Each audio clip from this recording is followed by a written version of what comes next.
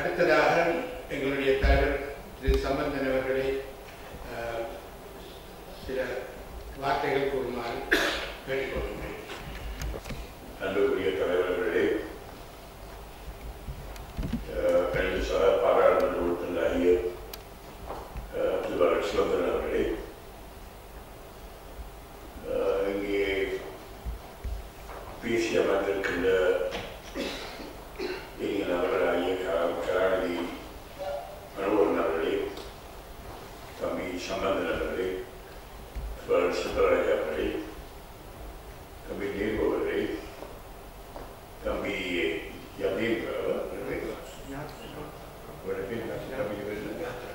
தம்பி யாத்ரா அவர்களே,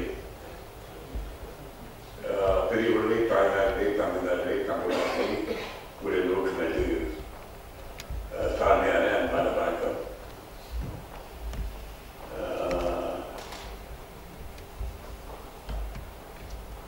நாங்கள் இங்கே வந்த முக்கியமான நோக்கம்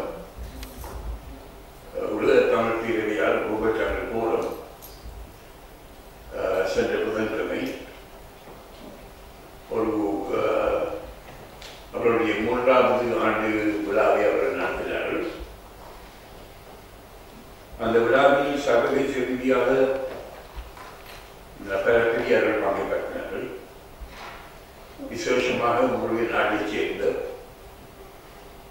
அனைத்து கட்சிகளின் தலைவர்கள், ஆளும் கான்சர்வேட்டிவ் கட்சி, முக்கியமான எதிர்கட்சி லேபர் கட்சி, லிபரல் டெமோக்ராட்டிக் கட்சி, இவற்றை சார்ந்த முக்கியமான தலைவர்கள் பங்கு பற்றி தங்களுடைய கருத்துக்களை மிகவும் தெளிவாக கூறினார்கள்.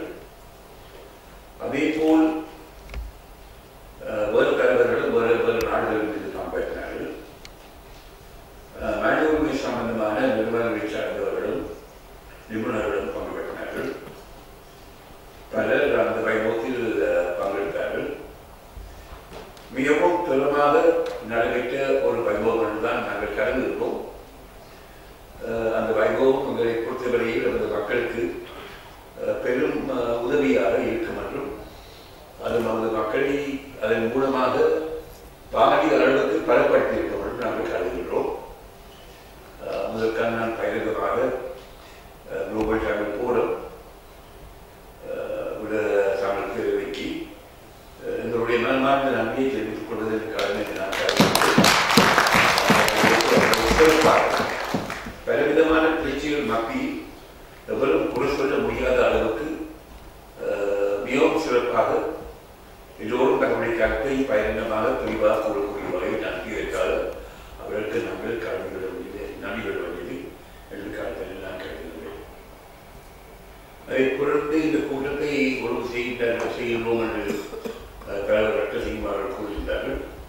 இன்றைக்கு நீங்கள் இங்கே சம்மன் தந்து உங்களுடன் என்னுடைய கருத்தினை பரிமாறிக் கொள்வதற்கு ஒரு சந்தர்ப்பம் தந்ததற்காக உங்களுக்கு வந்து மனமாக நன்றியை தெரிவித்து சில முக்கியமான கருத்துக்களை நான் கூறுவது பொருத்தமாக இருக்கும் என்று நான் நினைக்கின்றேன். இத்தவரையில் பேசப்பட்ட சில கேள்வியை எழுதியிருக்கின்றார்கள். அந்த கேள்விகளுக்கு நாங்கள் என்னுடைய பங்கை நாங்கள் தருவோம். இன்றைக்கு ஒரு மிகவும் முக்கியமான காலகட்டத்தில் நாங்கள் இருக்கின்றோம். நமது பிழைச்சியை தீர்த்து வைப்பதற்கு ஜனநாயக ரீதியாக, சாத்திய ரீதியாக, அரசியல் ரீதியாக, ஒப்பந்தங்களின் மூலமாக, ஆயுத போராட்டத்தின் மூலமாக, இந்தியாவுடைய உதவியுடன் பல்வேறு முயற்சிகள் நாடு சுதந்திரமடைந்த காலம் ஊக்கமளிக்கப்பட்டு இறுதியில் ஏறத்தாழ 30 வருட காலமாக நடைபெற்ற ஜனநாயக போராட்டம், அரசியல் போராட்டம், சாத்திய போராட்டம் ஒரு முடிவை நமக்கு தராமல் அந்த காலகட்டத்தில் ஒரு மிக முக்கியமான ஆயுத போராட்டம் ஆரம்பிக்கப்பட்டு அந்த ஆயுத போராட்டம் 30 வருடம் நடைபெற்று தற்பொழுது அந்த ஆயுத போராட்டமும் 2009ஆம் ஆண்டு முடிவுக்கு வந்திருக்கிறது. அந்த நிலைமைத்தான் நாங்கள் தற்போது செயல்பட்டு கொண்டிருக்கிறோம். ஆயுத போராட்டம் முடிந்து அதற்காக 4 வருடங்கள் நிலைமை தற்போது இருக்கிறது. இந்த வருடம் வைகாசி மாதம் வந்தால் 4 வருடம் முடிவடையும். தற்போது எப்பயுமே நாங்கள் உன்னிப்பாக அதானித்து பார்த்தால் 2 விடயங்களை நாங்கள் தெரியுமாக அவதானிக்கிறோம். ஒன்று, சர்வதேச ரீதியாக தமிழ் மக்களுடைய பிரச்சனையை தீர்க்கக்கூடிய வகையில் இச்சவரையில் சர்வதேசம் தற்போது இயங்குகிற அளவுக்கு இதற்கு முன்பதாக எப்பொழுதும் இயங்கவில்லை. தற்போது சர்வதேச சமூகத்தின் பங்களிப்பு ஒரு மிகவும் பாரிய பங்களிப்பு, ஒரு மிகவும் பெரிய அளவிலான பங்களிப்பு. ஐக்கிய நாடு சபையில் சென்றிருக்கிறது. முக்கியமான நாடுகள், முக்கியமான அமைப்புகள் பிரச்சனையில் கூடிய அக்கறை காட்டி வருகின்றார்கள். அமெரிக்கா, இந்தியா, ஐரோப்பிய ஒன்றியம், வேறு நாடுகள், கனடா, வேறு ஐரோப்பிய நாடுகள், பல நாடுகள், பல சர்வதேச நிறுவனங்கள் இச்சவரையில் காட்டாத ஒரு முயற்சியை, ஒரு அக்கறையை, ஒரு பங்களிப்பை அவர்கள் செய்து வருகின்றார்கள். அது ஒரு புறம். மற்ற புறத்தில் இதற்கு முன் எப்பொழுதும் இல்லாத அளவுக்கு இலங்கையுடைய தற்போதைய அரசாங்கம் இந்த முயற்சியை முறியடிப்பதற்கும் ஒரு சமாதான தீர்வை ஏற்படுத்தக்கூடாது என்பதில் மிகவும் பிடிவாதமாக இருந்து வருகின்றார்கள். We are standing between 2 extremes. On the one hand, the unprecedented support that we are presently receiving from the international community, and on the other hand, the extremely obstinate, intransigent stand of the Sri Lankan government in evolving a political solution, in evolving an acceptable, reasonable, workable, durable political solution. இந்த 2 கடவுளுக்கு மகிழ்ந்து தான் நாங்கள் செயலாற்ற வேண்டி இருக்கிறது. We have to navigate our path sandwiched between these 2 extremes in such a way that we are able to encourage, sustain and preserve the international effort. At the same time, we have to navigate our path in such a way that we don't give the Sri Lankan government a justification to become more extreme. They are already extreme.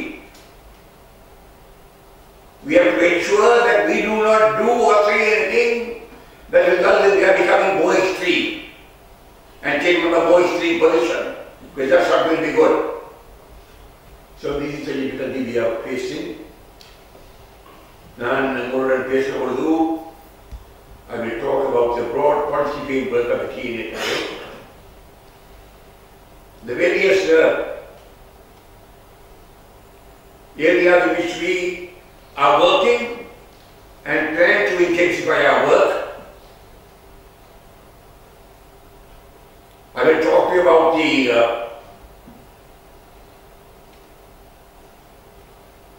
activities of the international community,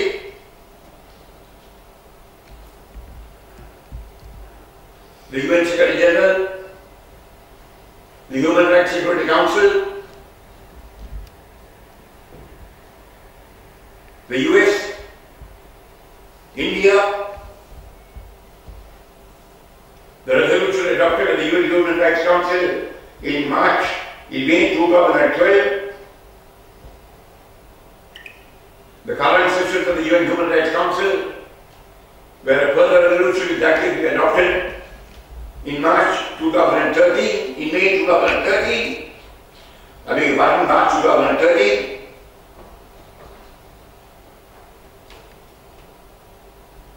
the anticipated government meeting in Sri Lanka in November this year.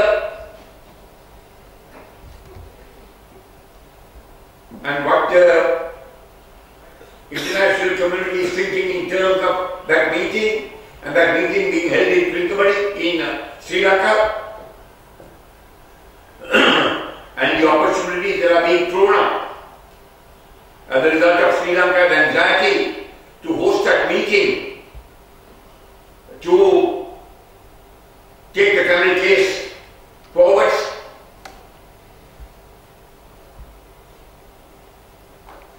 How the Sri Lankan government is reacting to these matters? What is happening on the ground? The deliberate steps being taken by the Sri Lankan government to change the demographic composition of the north and the east,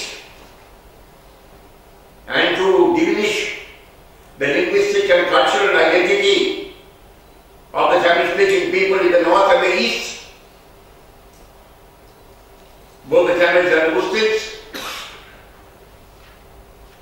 how they are trying to entrench a singular Buddhist supremacy, not merely in the country but particularly in the north and the east.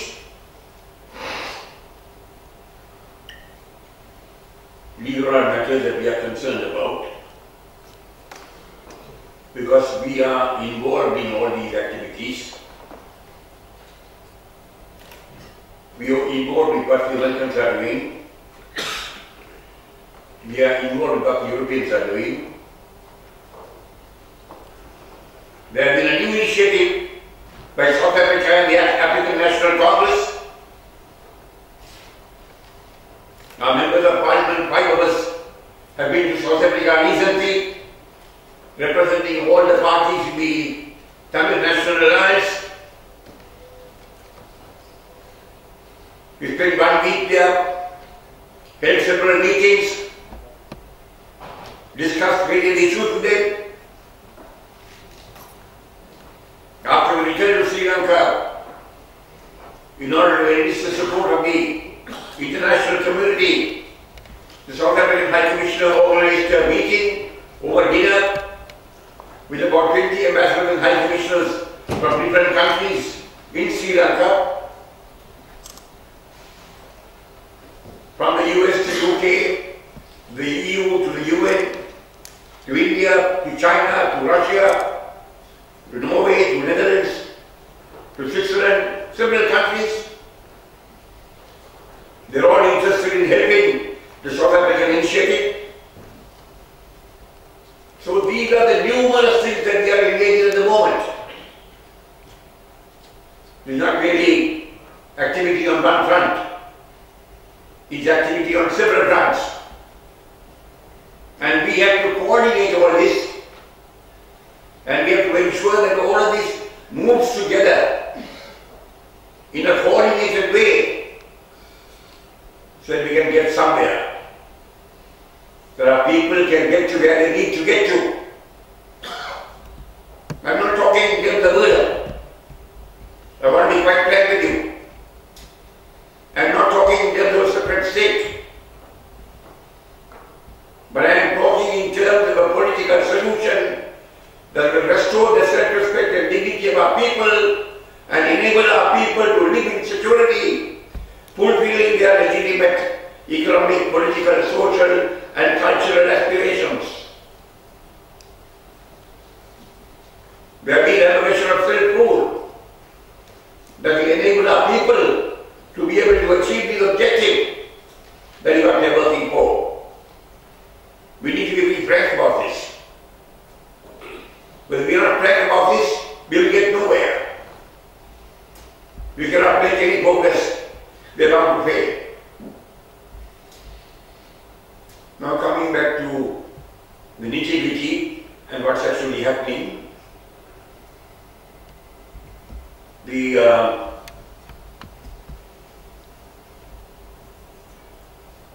United Nations Human Rights Security Council passed a resolution in March. Human Rights Security Council, Human Rights Council passed a resolution in March last year, calling upon the Sri Lankan government to address the question of accountability.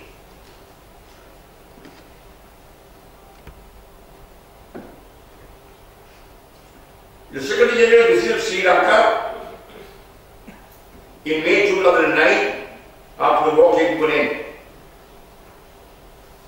And there was a joint communique issued by the Secretary General of the UN and the President of Sri Lanka after discussions.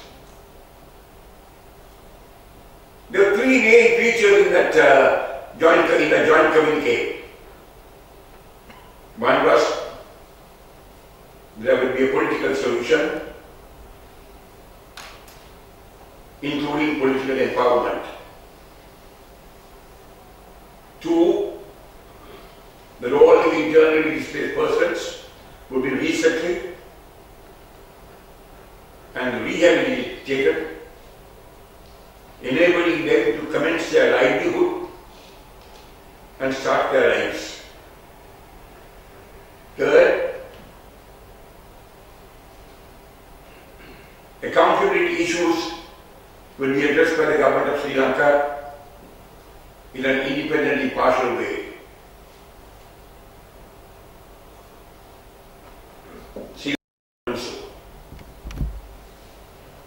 Consequently, the Secretary General appointed a committee of experts compared to the 3 persons to advise him on the question of accountability. And there was a strong report issued by the 3 experts on 21st of March 2011, made public in April 2011,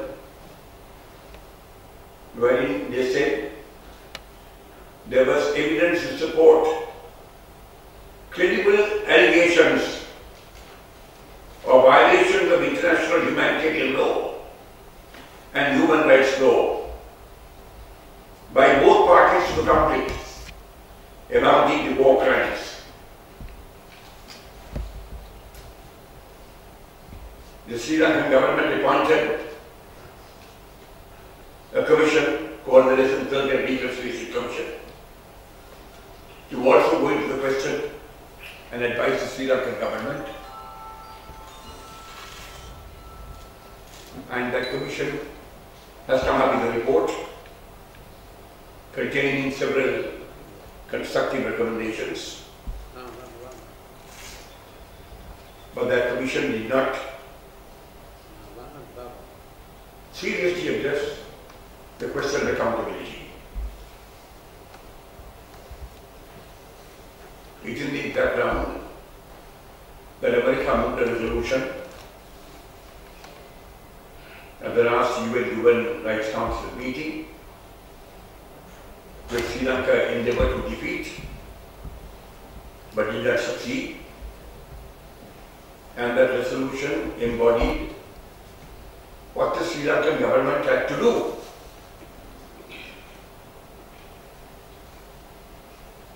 To particularly address the constructive recommendations made by the Resolution and Reconciliation Commission, which dealt with extrajudicial killings, enforced disappearances, detention, land issues,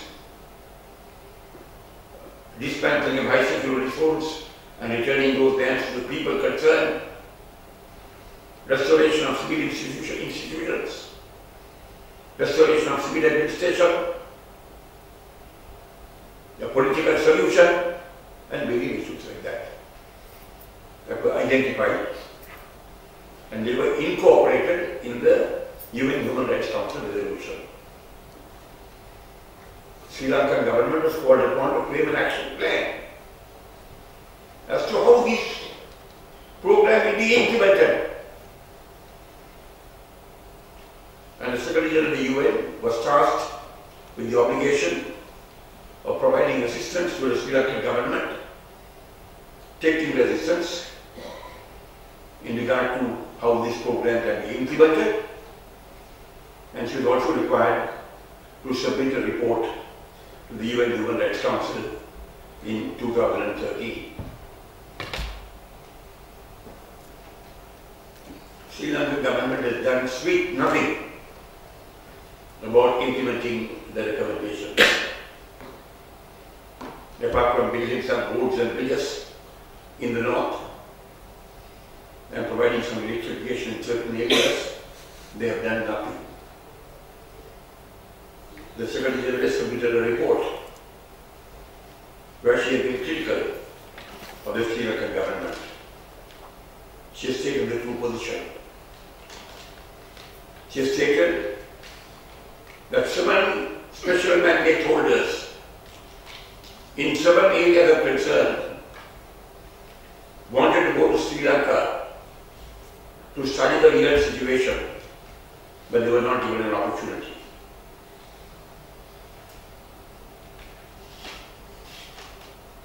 It will be background that America is expected to move a new resolution.